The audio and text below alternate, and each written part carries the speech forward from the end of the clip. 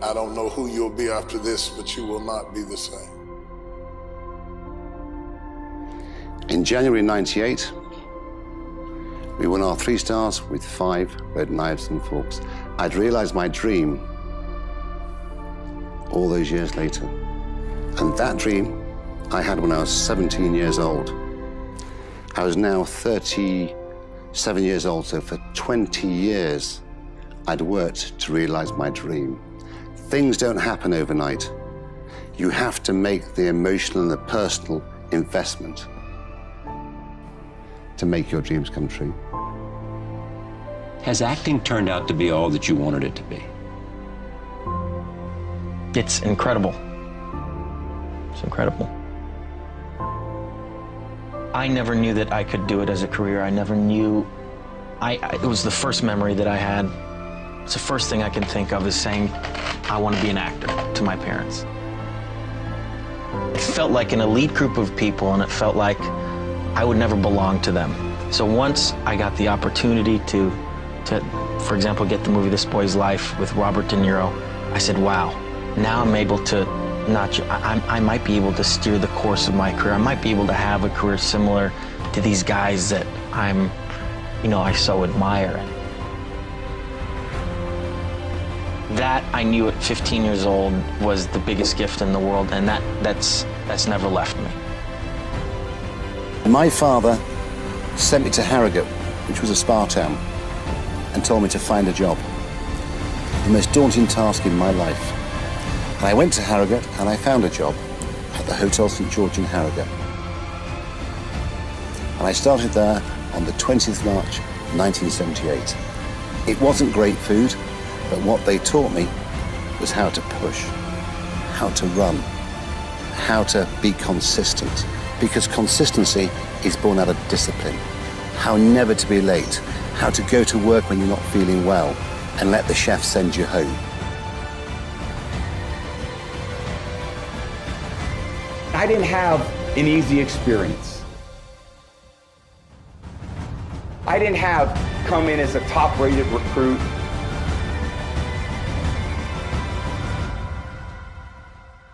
I didn't come in with the opportunity to play right away. I had to earn it. I've never, that thirst or that hunger for wanting to give one great performance that I'm truly satisfied with, or be in one movie that I said, I love this film, is something that I don't know will ever be quenched. Keeps pushing you, you know?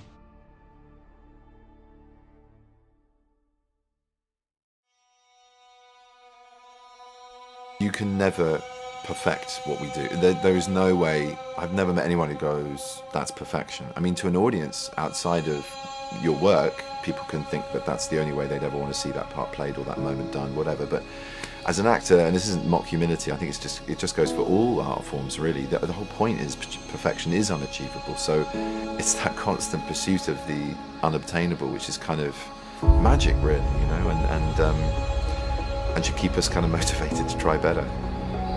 Success is born out of luck. It's awareness of mind that takes advantage of that opportunity. And I said to him, when I was a young boy, Mr. Reed used to tell me about a restaurant in Paris called La Serre, which was the ultimate, because it had 3 stars in Michelin and 5 red knives and forks. I said, we've got 3 stars with 4 black knives and forks. Let's go for 5 red knives and forks. For the next 3 years, we pushed and we pushed and we pushed and we did everything. You will all be confronted with opportunity. You must take advantage of it. Because if you don't take advantage of your opportunity, you'll never realize your dreams. Whether you want them or not is irrelevant. You don't know that until you achieve it. I have come to learn that if you don't take it by force, you won't take it at all. You sit in the cut and wait for good things to happen, spend years, and life passes them by because they are not aggressive enough.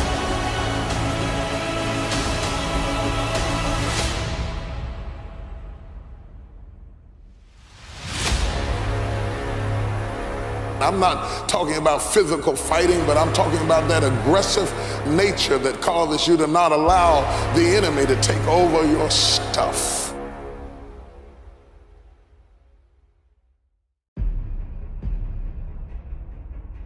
Ask yourself, what if no one ever bought any of my work? What if I'm never going to sell a book or publish a book or a short story? Are you going to continue to write? And if the answer is yes, because I have to, then yeah, then you are a writer. I think what gave me the drive to succeed was my insecurities. Reading, writing, struggling. It gave me that individual drive to prove myself because I'd been belittled at school. I'd never been taken serious. I was always looked upon as being a fool, as being stupid. So it was the fuel behind me. And that's what made me work far harder, was to prove to my father and other individuals I had and possessed other great qualities. And so had I been dealt with as a child, I may never had the energy or the fuel to drive me to get to where I got.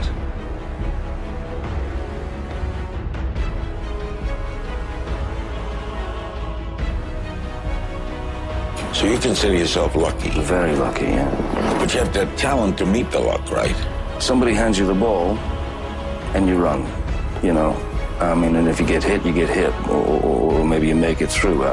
You never know. But I mean, I just know that somebody handed me the ball at a certain point, and I was hungry enough to keep running, and I'm still running. I maintain a hunger, but not an ambition.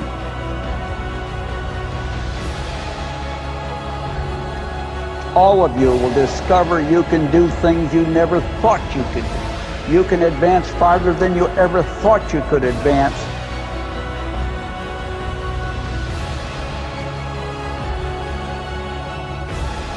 Once you put your heart into believing that you can do that. Back there is a little bit of fear about whether you can do it or what somebody will say about you. How much further can you go? That's a really good question, and I don't know the answer to that. I don't have those types of goals of I want this number, you know. I just have the goal of I want to play well at this tournament. I want to win this tournament, you know, and then I want to win this tournament. And when I wake up one morning and I just absolutely do not want to go on the court or I have no motivation to go on the court, then that's when it'll be good for me.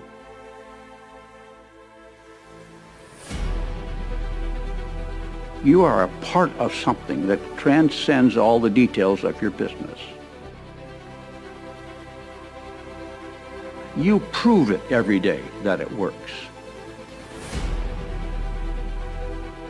And you prove it by overcoming the obstacles that you have to deal with.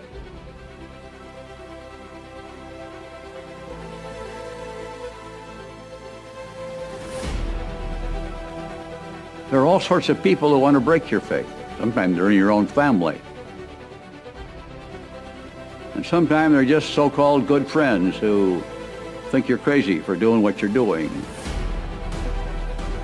But you see, you have decided to take charge of your life. You have decided that you are going to change it. You're not going to wait for the government. You're not going to wait for some school or something else to happen. You are going to change your situation. I spent my life at it. It's been pretty good. But it wasn't always easy. Business isn't. Life isn't. But to those who can overcome the obstacles, rise up when difficulties arise, are the ones who win the prize. Everybody starts at the bottom. And there is no advantage to starting 10 years ago as opposed to starting today. In fact, it's better today than it was then.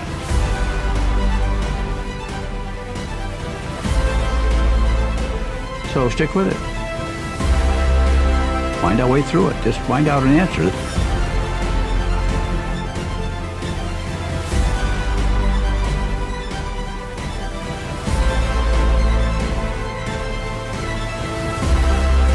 When you start something new, it's not easy.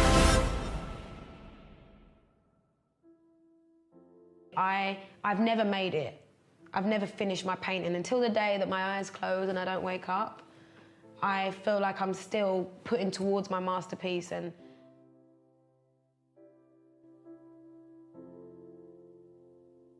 we're all building on something that we hope can leave a standing of the test of time.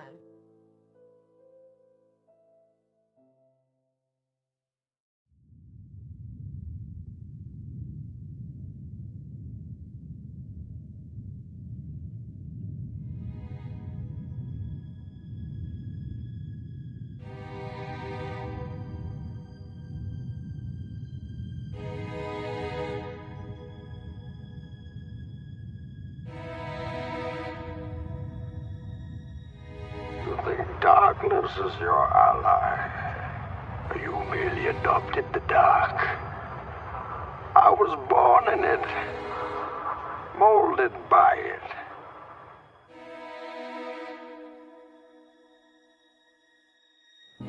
So I found myself sitting alone in my bedroom and asking myself the question that sometimes we all ask each other. What are you gonna do now? What are you gonna do now?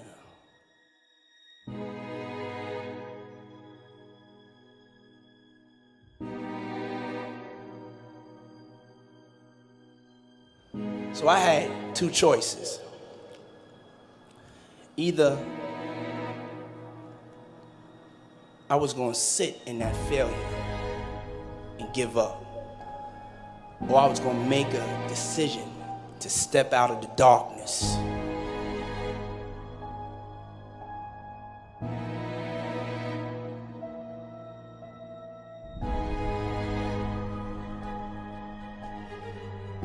You see, when you're in that darkness, you want to sit there and wait for the light to come.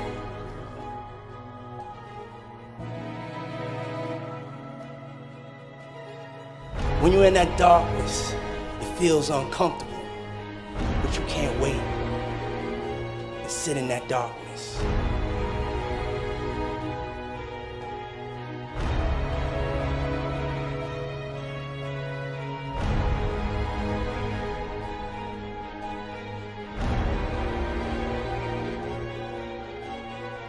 The only way out is to step forward, to face your fears, to become your own light.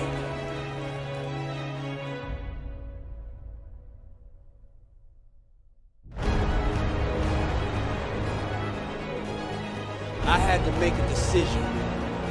I had to decide to become my own light. I had to believe in myself like never before. I had to find my inner power.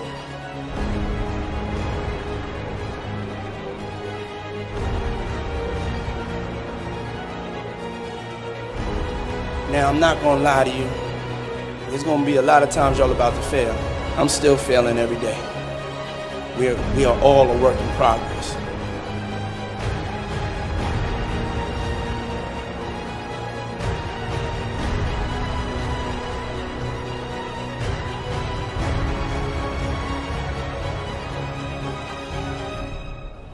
And one day, you'll be sitting in the dark like I was. And you're gonna be asking yourself, what am I gonna do now? What am I gonna do now?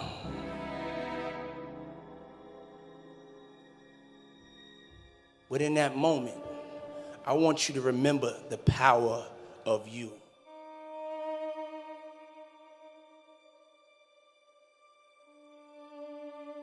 Your life is your life.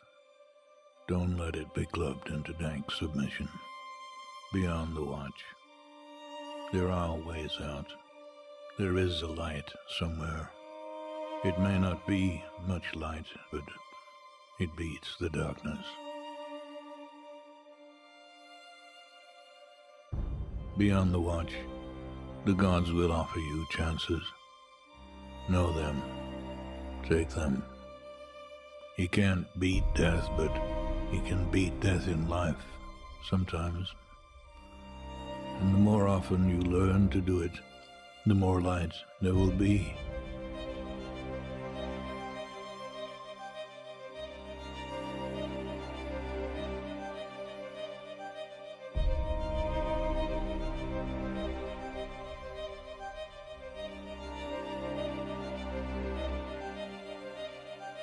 Your life is your life. Know it while you have it. You are marvelous. The gods wait to delight in you.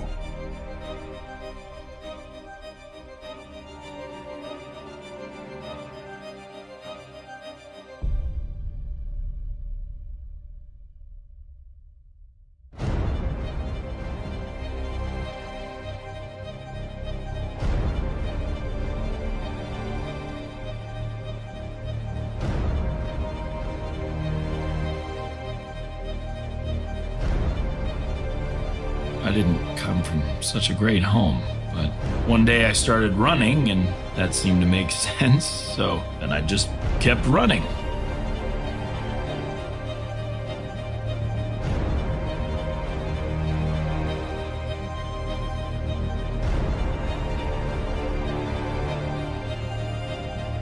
When you get sad, you run straight ahead and you keep running forward no matter what. There are people in your life who are going to try to hold you back, slow you down, but you don't let them. Don't you stop running, and don't you ever look behind you. There's nothing for you behind you. All that exists is what's ahead.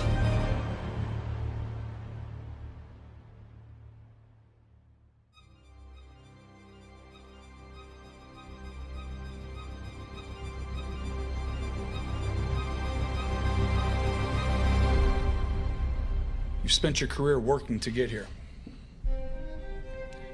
Now we have to start all over. You almost feel like an outsider.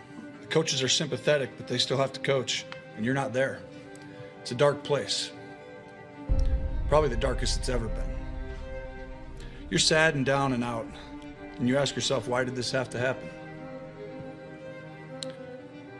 It's in this moment that you find out who you really are and what you're really about.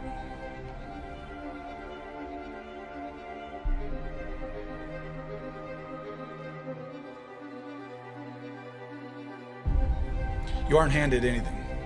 You earn everything, every single day, over and over again. You have to prove it.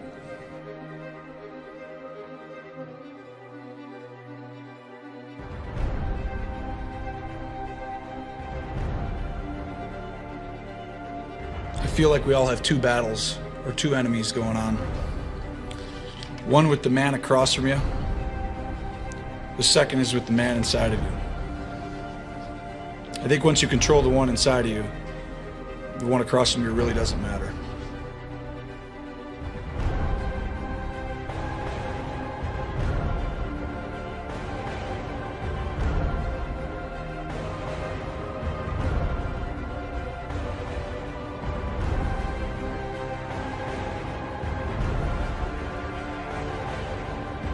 Your life is your life. Don't let it be clubbed into dank submission. Beyond the watch, there are ways out. There is a light somewhere. It may not be much light, but it beats the darkness.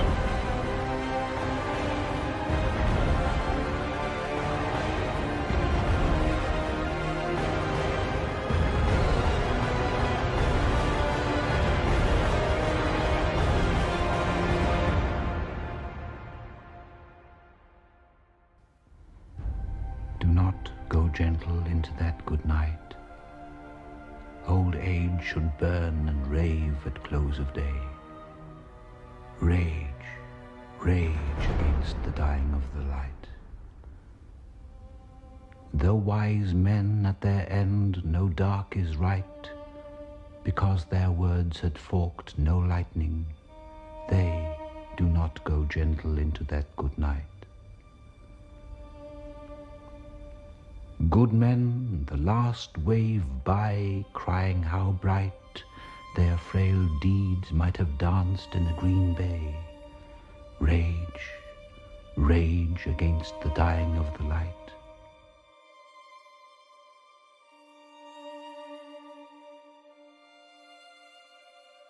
do not go gentle into that good night.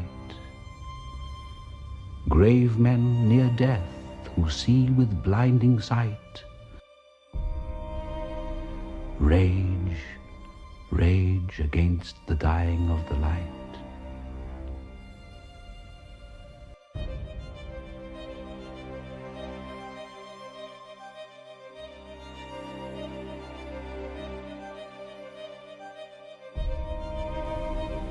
And you, my father, there on the sad height, curse, bless me now with your fierce tears, I pray.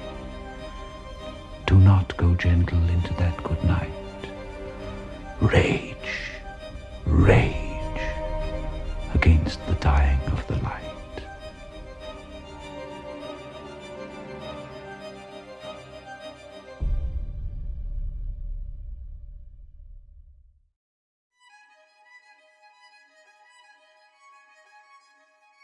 I was taught commitment is staying true to what you said you would do long after the mood that you said it in has left. Because we say things when the mood is right? But when the environment and the mood changes, we back off of it.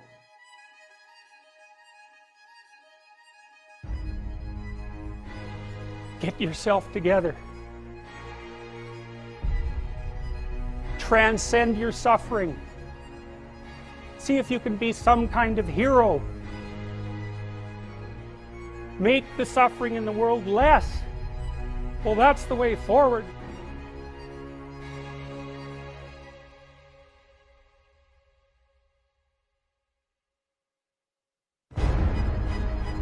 I may be crazy, I don't know, but I just believe my 5-year-old son and my 6-year-old daughter, they deserve the best version of me.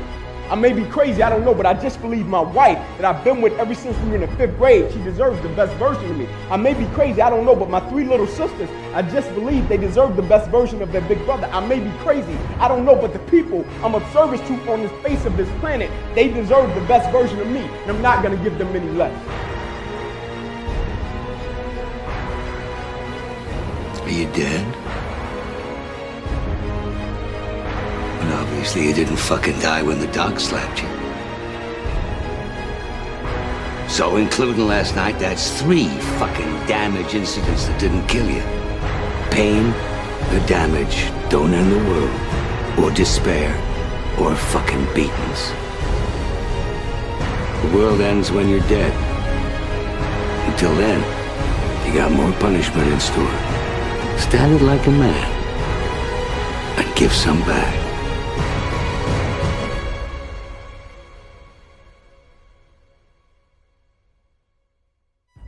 If you're gonna try, go all the way. This could mean losing girlfriends, wives, relatives, jobs, and maybe your mind. Go all the way.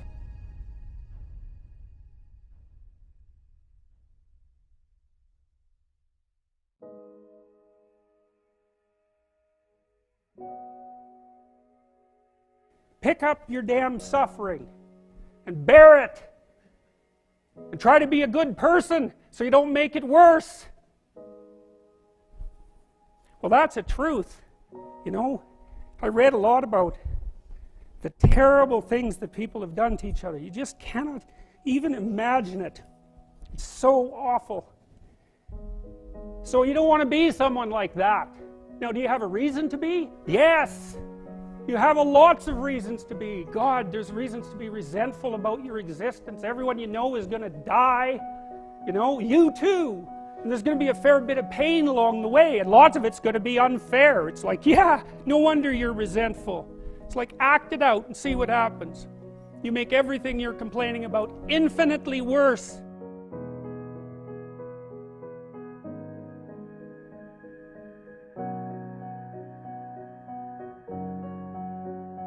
There's this idea that hell is a bottomless pit, and that's because no matter how bad it is, some stupid son of a bitch like you could figure out a way to make it a lot worse.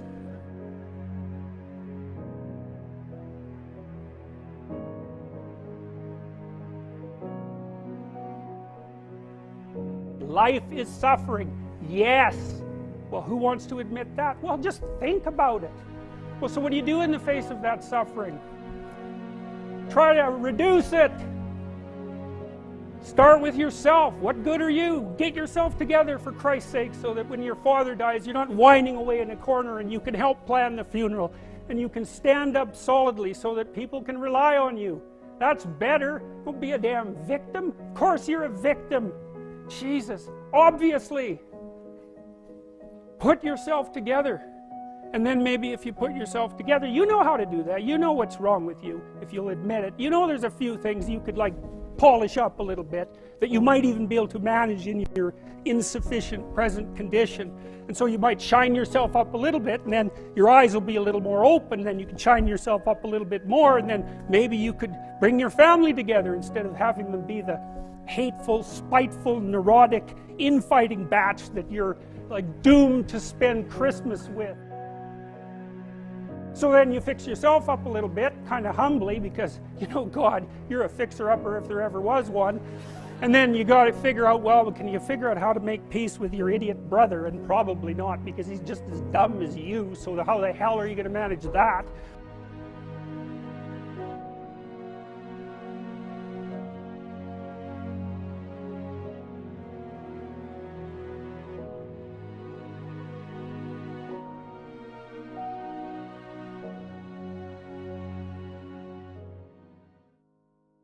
You're a little clued in then, at least a bit, because you've done something difficult that's actually difficult. You're a little wiser, and so then maybe you could put a tentative finger out beyond the family and try to change some little thing without wrecking it.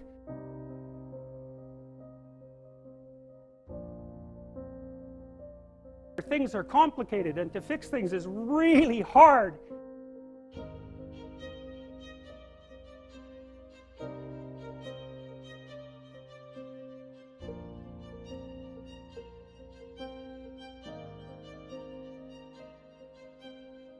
It's like, how do you overcome the suffering of life?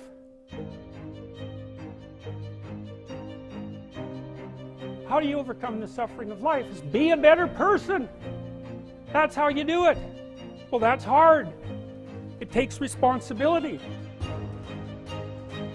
You want to have a meaningful life? Everything you do matters. That's the definition of a meaningful life. But everything you do matters. You're going to have to carry that with you.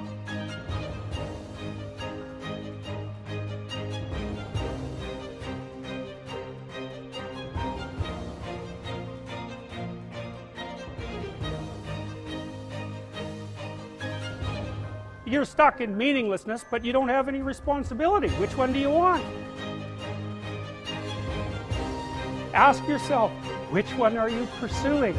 And you'll find very rapidly that it isn't the majority of your soul that's pursuing the whole meaning thing, because, well, look what you have to do that.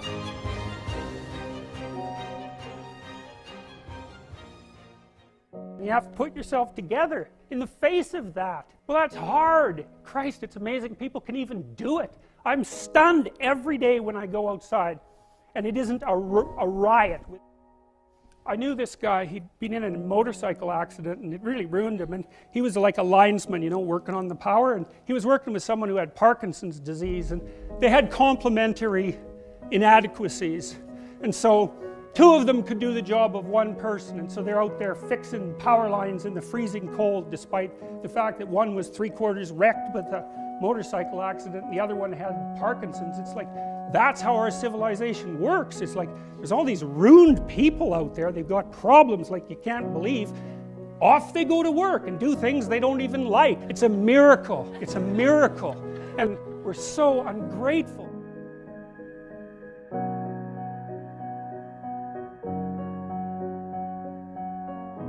You know, they don't know that they're surrounded by just a bloody miracle. It's a miracle that all this stuff works.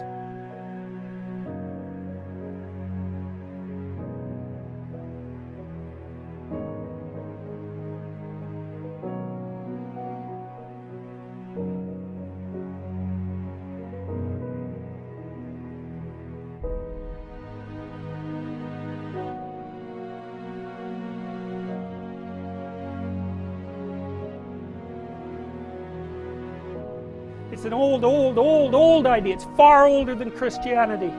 It's old. It's the oldest story of mankind.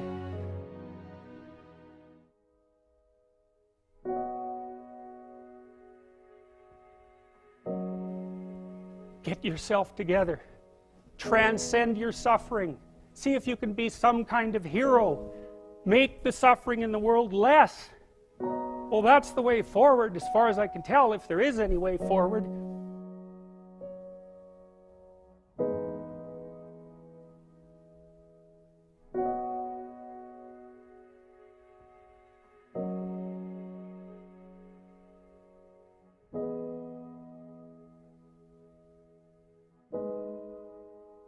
The people that come across our paths, whether we're doing business with them, whether we're talking to them about any aspect of life, I know they're coming across our path for a reason. And I'm going to try my best to leave them a little bit different. The only reason I kept pressing forward, the only reason I didn't stop was because everybody that I met and everybody I came across, I knew they were looking at my perspective about life. And if I can keep pressing forward, they may encounter something that they may face and they want to stop. And the first person that will pop up in their mind, man, if ink pressed forward and ink kept going, surely I can do it.